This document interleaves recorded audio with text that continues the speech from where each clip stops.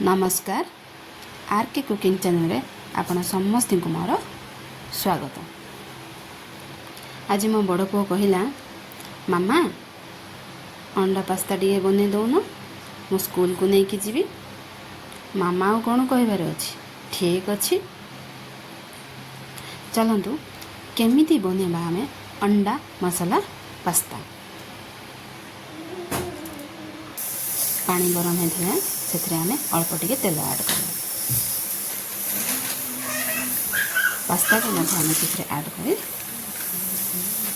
किसी समय सिझेबा को छाड़ा।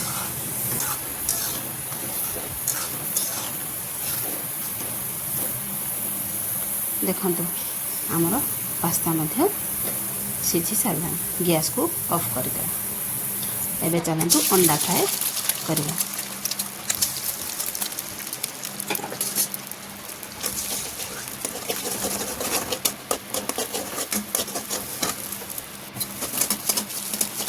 अंडा भी आमर फ्राए हो सारा।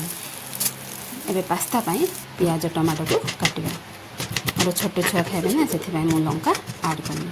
आपन चाहिए लंका भी ऐड करि पारिबे।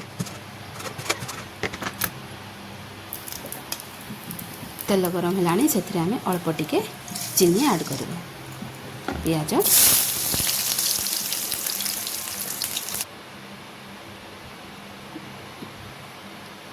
काश्मीर लाल मिर्ची ऐड कर फेंटा। टमाटो को ऐड करवा। मीट मसाला जीरा गुंड धनिया गुंड सब ऐड करके फेंटा। पास्ता से ऐड करवा। हलदी गुंड लुण ऐड कर फेंटा।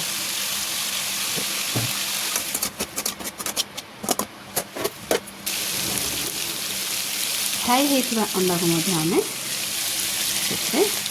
ऐड करवा। टमाटो सॉस को पकेवा। एबे भल भाव आम फेंटा।